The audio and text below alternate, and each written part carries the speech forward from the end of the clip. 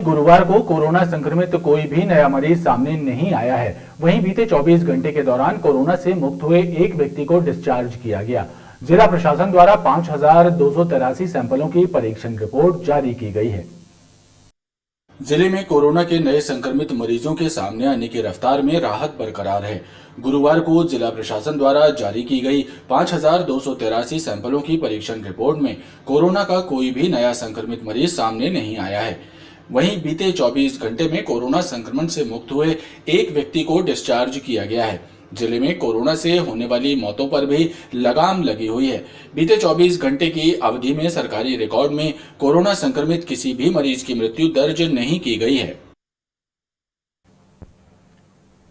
रिहायशी इलाकों के संपत्ति करदाताओं को नियमित टैक्स नहीं चुकाना अब भारी पड़ सकता है। प्रदेश सरकार के निर्देश के मुताबिक हर वर्ष टैक्स नहीं जमा करने वाले करदाताओं को छूट का लाभ नहीं मिलेगा और अगले वर्ष दुगना टैक्स जमा करना पड़ेगा। अपने स्वयं के मकान में निवास कर रहे लोगों के लिए चिंता भरी खबर है। यदि उनके द्वारा करंट ईयर का टैक्स जमा नहीं किया जाता तो अगले वर्ष नगर निगम द्वारा उनसे 2 गुना टैक्स वसूल किया जाएगा। साथ ही उन्हें टैक्स में मिलने वाली छूट से वंचित भी कर दिया जाएगा। जो स्वयं रहवास के लोगों के मकान हैं उनमें पुराने सालों में 50% संपत्ति कर में छूट दी जाती थी गणना के समय। वो छूट अब समाप्त कर दी गई है। यदि जो करदाता करेंट का टैक्स जमा नहीं करेगा उसको अगले साल से वो 50% की राशि उसके खाते में फिर से जुड़ जाएगी और उसको दुगना टैक्स देना पड़ेगा। वर्तमान समय में हमारे यहाँ नगर निगम में करीब 1,60,000 करदाता करेंट का टैक्स देते हैं, जो चालू वर्ष का टैक्स देते हैं, नियमित करदाता है। उनके अलावा जो 70-80 हज़ार लोग ऐसे हैं जो हर साल नहीं देते हैं, उनको इसका बड़ा नुकसान होगा और उनको इसका डबल पैसा जमा करना पड़ेगा। प्रदेश सरकार के इस निर्देश से उन लोगों की मुसीबतें बढ़ सकती हैं जिन्हें रेगुलर संपत्ति कर जमा करने की आदत नहीं है। अधिकारियों के मुताबिक सरकार के इस आदेश के पीछे मंशा ये है कि करदाता नियमित टैक्स जमा करे और टैक्स वसूली की प्रक्रिया में सरकार को एनर्जी खर्च करनी पड़ती है, उसकी बचत हो सके। राष्ट्रीय राज्य विधिक सेवा प्राधिकरण दिल्ली और मध्य प्रदेश राज्य विधिक सेवा प्राधिकरण के संयुक्त तत्वावधान में मुख्य डाकघर प्रांगण में विधिक सेवा जागरूकता के लिए डिस्प्ले इंफॉर्मेशन बोर्ड का उद्घाटन किया गया। विधिक सेवा प्राधिकरण डाक विभाग के माध्यम से विधिक सेवाओं संबंधी योजनाओं और सुविधाओं की जानकारी जन जन तक पहुंचाने का प्रयास कर रहा है। इसी कड़ी में डाकघरों में डिस्प्ले बोर्ड के माध्यम से विधिक सेवाओं की जानकारी का प्रचार प्रसार किया जा रहा है। राष्ट्रीय विधिक सेवा प्राधिकरण दिल्ली के निर्देश पर मध्य प्रदेश राज्य विधिक सेवा प्राधिकरण के तत्वावधान में मुख्य डाकघर में आयोजित कार्यक्रम में विधिक सेवा जागरूकता के लिए इंफॉर्मेशन डिस्प्ले बोर्ड का उद्घाटन किया गया। मध्य प्रदेश उच्च न्यायालय के मुख्य न्यायाधीश मोहम्मद रफीक और मध्य प्रदेश राज्य विधिक सेवा प्राधिकरण के कार्यक्रम अध्यक्ष जस्टिस प्रकाश श्रीवास्तव ने ऑनलाइन माध्यम से इंफॉर्मेशन डिस्प्ले बोर्ड का विमोचन किया। राज्य विधिक सेवा प्राधिकरण के सचिव मनीष ठाकुर ने बताया कि विधिक सेवा की योजनाओं और विधिक सेवा संबंधी जानकारी जन जन तक पहुंचाने के उद्देश्य से प्राधिकरण द्वारा डाक विभाग का सहयोग लिया जा रहा है ताकि दूरस्थ क्षेत्रों और जन जन तक विधिक सेवा संबंधी जानकारियों और योजनाओं को पहुंचाया जा सके। इसके लिए प्रदेश के सभी डाकघरों में इस तरह के इंफॉर्मेशन डिस्प्ले बोर्ड लगाकर लोगों तक विधिक सेवा संबंधी जानकारी पहुंचाई जाएगी ताकि लोग अपने विधिक अधिकारों की जानकारी हासिल कर सकें। विधिक सेवा प्राधिकरण जो है राष्ट्रीय स्तर से लेकर राज्य स्तर पर, जिले स्तर पर, तहसील स्तर पर विधिक सेवा प्राधिकरण का कार्य है न्याय ऐसे व्यक्तियों को न्याय उपलब्ध कराना जिनके पास या तो साधन नहीं है या अज्ञानता है, जानकारी का अभाव है और वो अपने अधिकारों को पहचानने में, जो शासन की योजनाएं हैं उनका लाभ लेने में आगे नहीं आ पा रहे हैं। ये जो डिस्प्ले बोर्ड आपको दिखाई दे रहे हैं ये डाक विभाग को सौंपे हैं और ये जो डिस्प्ले बोर्ड हैं ये मध्य प्रदेश स्तर की अगर हम बात करें तो मध्य प्रदेश के कोने कोने में जितने भी डाकघर हैं गांव स्तर पर सब में ये हम उपलब्ध कराएंगे डाक विभाग को। राज्य विधिक सेवा प्राधिकरण डाकियों के माध्यम से विधिक सेवा संबंधी योजनाओं के आवेदन भी लोगों तक पहुंचाने का प्रयास करेगा ताकि लोग विधिक संबंधी सेवाओं और योजनाओं का लाभ आसानी से ले सकें। बहुजन समाज पार्टी ने अमर शहीद राजा शंकर शाह, कुंवर रघुनाथ शाह के बलिदान दिवस के मौके पर आयोजित पखवाड़े के तहत शहीदों के प्रतिमा स्थल मालगोदाम चौक पर कार्यकर्ता सम्मेलन का आयोजन किया। सम्मेलन में पार्टी के राष्ट्रीय और प्रदेश स्तर के नेता शामिल हुए, जिन्होंने अमर शहीद राजा शंकर शाह और कुंवर रघुनाथ शाह के बलिदान को नमन किया और पार्टी के माध्यम से आदिवासी समाज के विकास का संकल्प दोहराया। बहुजन समाज पार्टी ने अमर शहीद राजा शंकर शाह, कुंवर रघुनाथ शाह के बलिदान दिवस के अवसर पर आयोजित पखवाड़े के तहत मालगोदाम चौक पर कार्यकर्ता सम्मेलन और संगठन समीक्षा कार्यक्रम का आयोजन किया। इस कार्यक्रम में पार्टी के नेशनल कोऑर्डिनेटर और राज्यसभा सांसद इंजीनियर रामजी गौतम सहित पार्टी के प्रदेश स्तर के नेता शामिल हुए। अमर शहीदों के बलिदान दिवस के अवसर पर आयोजित इस कार्यक्रम के माध्यम से पार्टी नेताओं ने अमर शहीदों के बलिदान को याद करते हुए आदिवासी समाज के विकास के लिए कार्य करने का संकल्प लिया।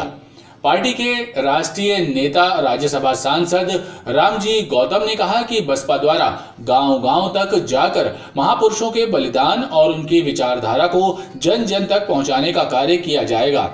कार्यकर्ताओं ने कमर कस लिए हैं, वो इस तरह से गांव-गांव, देहात में महापुरुषों की विचारधारा को, महापुरुषों के बलिदान को, महापुरुषों के संघर्षों को, महापुरुषों की जयंती और बलिदान दिवसों को मनाएंगे। हम जो है इस कार्यक्रम के माध्यम से आदिवासियों में आज जो उनके साथ में जो अन्याय अत्याचार हुआ, आज उनका शोषण हो रहा है और दिखावा करके जो लोग आज उनके महापुरुषों को नतमस्तक होने के लिए आज बाध्य हैं, तो हम ऐसे बीच में जाकर जो है जागरूक करने का काम कर रहे हैं। इसी तारतम्य में जो है कार्यक्रम आयोजित किया गया।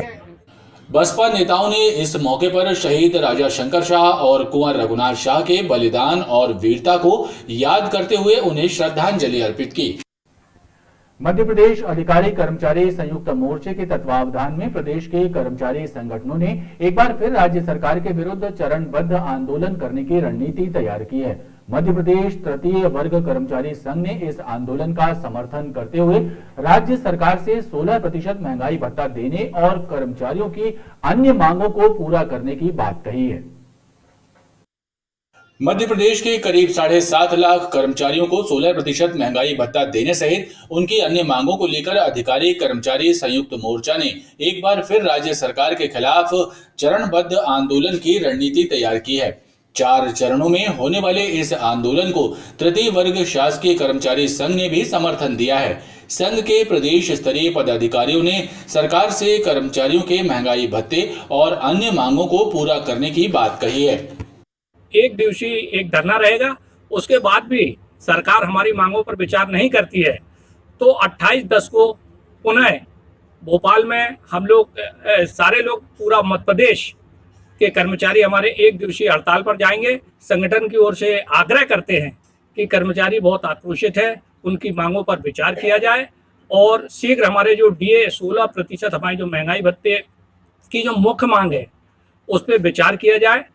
कर्मचारी संगठन का कहना है कि 4 चरणों में होने वाले इस आंदोलन के तहत पहले चरण में तहसील स्तर पर और फिर जिला स्तर पर, उसके बाद राज्य स्तर पर कार्यक्रम किए जाएंगे। देश के प्रधानमंत्री नरेंद्र मोदी के जन्मोत्सव के उपलक्ष्य में भारतीय जनता पार्टी द्वारा किए जा रहे सेवा ही संगठन कार्यों के तहत हनुमानताल वार्ड में भारतीय जनता पार्टी के कार्यकर्ताओं ने लोगों को वैक्सीनेशन के लिए जागरूक करने और स्वास्थ्य विभाग के सहयोग से लगाए गए शिविर के माध्यम से लोगों का टीकाकरण कराने का काम किया। भारतीय जनता पार्टी कुशाभाऊ ठाकरे मंडल की महिला सदस्यों ने हनुमानताल क्षेत्र में टीकाकरण के लिए जागरूकता अभियान चलाया। इस दौरान टीकाकरण कराने वाले लोगों का महिला नेत्रियों ने सहयोग भी किया और संगठन के कार्य में बढ़ चढ़कर हिस्सा लिया। ये हमारे प्रधानमंत्री जी की ही मतलब है कि सभी को निःशुल्क वैक्सीन लगवाई जाए और ऐसा हम लोग इसीलिए कर रहे हैं। जबलपुर में एक बार फिर नाबालिग किशोरी के अपहरण और दुराचार का मामला सामने आया है। किशोरी के परिजनों ने आधारताल थाने में उसके अपहरण की रिपोर्ट दर्ज कराई थी। पुलिस ने किशोरी को अपहरणकर्ता के चंगुल से मुक्त कराया और उसके बयानों के आधार पर आरोपी युवक के विरुद्ध दुराचार और पास्को एक्ट सहित अन्य धाराओं के तहत प्रकरण दर्ज कर आरोपी युवक को गिरफ्तार कर न्यायालय के समक्ष पेश कर दिया। करौंदा क्षेत्र में रहने वाली 15 वर्षीय किशोरी के अपहरण की रिपोर्ट उसके परिजनों ने थाने में दर्ज करवाई थी, जिस पर मामला कायम करने के बाद पुलिस किशोरी को तलाश कर रही थी। पुलिस ने डुमना रोड पर निक्की उर्फ रिकेश नामक युवक के कब्जे से किशोरी को दस्तयाब किया। किशोरी के बयान दर्ज किए गए, जिस पर किशोरी ने बताया कि निक्की उसे बहला फुसलाकर सिहोरा ले गया था, जहां शादी करने के बाद निक्की ने उसका शारीरिक शोषण किया। पुलिस ने किशोरी के बयानों के बाद मामले में दुराचार और पास्को एक्ट की धाराओं का इजाफा करते हुए आरोपी की गिरफ्तारी की और उसे न्यायालय के समक्ष पेश कर दिया। आरोपी को गिरफ्तार किया गया। धारा 363, 366, 342, 376 भादावी का प्रकरण एवं 3425L पास्को एक्ट का मामला दर्ज कर आरोपी को गिरफ्तार किया जाकर जेआर पर न्यायालय पेश किया गया। रिहायशी इलाके में ज्वलनशील पदार्थ रखने और बेचने वालों के विरुद्ध कार्रवाई करते हुए माड़ोताल पुलिस ने कसौधन नगर के एक मकान में छापामार कार्रवाई की। पुलिस को मौके पर ड्रमों में भरकर रखा गया ऑयल पैकिंग मशीन, 1 लीटर वाली खाली कुप्पियां और डिब्बे बरामद हुए। इस मामले में पुलिस ने 2 लोगों को गिरफ्तार किया। इनके विरुद्ध विभिन्न धाराओं के तहत प्रकरण दर्ज कर कार्रवाई की जा रही है। रिहायशी क्षेत्रों में ज्वलनशील पदार्थों के संग्रहण और कारोबार करने वालों के विरुद्ध पुलिस विभाग ने प्रभावी कार्रवाई शुरू कर दी है। इसी कड़ी में माड़ोताल थाना क्षेत्र के कसौधन नगर में एक घर में बनाए गए ऑयल के गोदाम पर माड़ोताल थाना पुलिस ने छापामार कार्रवाई की। पुलिस को मौके पर ड्रमों और कुप्पियों में भरकर रखा गया 670 लीटर लुब्रिकेंट इंजन ऑयल निकालने वाली मशीन, पैकिंग मशीन और ऑयल भरने के लिए रखे गए डिब्बे और कुप्पियां बरामद हुई। पुलिस ने मौके पर न्यू रामनगर आधारताल निवासी रोहित कुमार खत्री और जिला मंडला के रहने वाले कसौधन नगर निवासी संजेश कुमार को गिरफ्तार किया। पुलिस के मुताबिक इन लोगों के द्वारा ऑयल के बड़े ड्रमों से डिब्बों में ऑयल को पैक कर बेचे जाने का कार्य किया जा रहा था। इस संबंध में पुलिस ने ईसी एक्ट सहित अन्य धाराओं के तहत प्रकरण दर्ज किया है। इसमें रहवासी क्षेत्र में ऑयल, जो कि ज्वलनशील पदार्थ है ऑयल, उसको रखकर बेचने का कार्य किया जा रहा था। इसमें 2 आरोपी संलिप्त थे। ये मंडला नैनपुर के हैं। इनके विरुद्ध 37 ईसी एक्ट और 285 आईपीसी के तहत कार्रवाई की गई है। फिलहाल पुलिस ने घर को सील करने की कार्रवाई की है। पुलिस आरोपियों से ऑयल संग्रहित करने और उसे बेचे जाने के संबंध में पूछताछ कर रही है। माड़ोताल पुलिस ने कटंगी रोड पर दबिश देकर घरेलू गैस सिलेंडरों पर वाहनों में गैस से रिफिलिंग करने वाले एक शख्स को गिरफ्तार किया। पुलिस ने मौके से 3 घरेलू गैस सिलेंडर, इलेक्ट्रॉनिक तराजू, गैस रिफिलिंग मशीन जब्त करते हुए आरोपी के विरुद्ध ईसी एक्ट सहित अन्य धाराओं के तहत प्रकरण दर्ज किया है। माड़ोताल पुलिस ने कटंगी रोड पर दबिश देकर वाहनों में गैस की अवैध रिफिलिंग करने के अवैध कारोबार का खुलासा किया है। पुलिस ने इस मामले में शारदा मंदिर नई बस्ती निवासी छोटू रैकवार को गिरफ्तार किया। छोटू के कब्जे से पुलिस ने 3 घरेलू गैस सिलेंडर, इलेक्ट्रॉनिक तराजू और गैस रिफिलिंग मशीन भी जब्त की है। पुलिस के मुताबिक छोटू घरेलू गैस सिलेंडर के माध्यम से ऑटो में अवैध रूप से गैस की रिफिलिंग कर रहा था। से अपन ने लाइसेंस वगैरह के संबंध में पूछा, परंतु उसके पास कोई भी इस तरह का लाइसेंस नहीं था, जो कि धारा 37 ईसी एक्ट 285 आईपीसी ज्वलनशील पदार्थ रखने का कार्रवाई की गई है। पुलिस ने छोटू रैकवार के विरुद्ध ईसी एक्ट सहित विभिन्न धाराओं के तहत प्रकरण पंजीबद्ध कर मामले को विवेचना में लिया है। गधेरी ग्राम के पास गौर नदी के किनारे अवैध शराब बनाने के ठिकाने पर खमरिया पुलिस ने छापा मारा। कार्रवाई के दौरान अवैध शराब की भट्टियों में कच्ची और जहरीली शराब बना रहे एक आरोपी को गिरफ्तार किया गया। मौके से अवैध कच्ची और जहरीली शराब जब्त करते हुए आरोपी के विरुद्ध आबकारी एक्ट की धाराओं के तहत प्रकरण दर्ज किया गया है। खमरिया पुलिस ने गधेरी ग्राम के पास गौर नदी के किनारे पारसपानी भोलक घाट में अवैध शराब बनाने के अड्डे पर छापा मारा। इस दौरान जैतपुरी बरेला निवासी स्वराज कोल को मौके पर पकड़ा गया। स्वराज शराब की अवैध भट्टियों से कच्ची शराब बना रहा था। मौके पर पुलिस को 36 ड्रमों में लाहन और कुप्पियों में भरी 75 लीटर शराब बरामद हुई। पुलिस ने लाहन को नष्ट करते हुए स्वराज कोल पर आबकारी एक्ट की धाराओं के तहत प्रकरण दर्ज किया है। खबरों का क्रम लगातार जारी है, आप देखते रहिए बीटीवी न्यूज।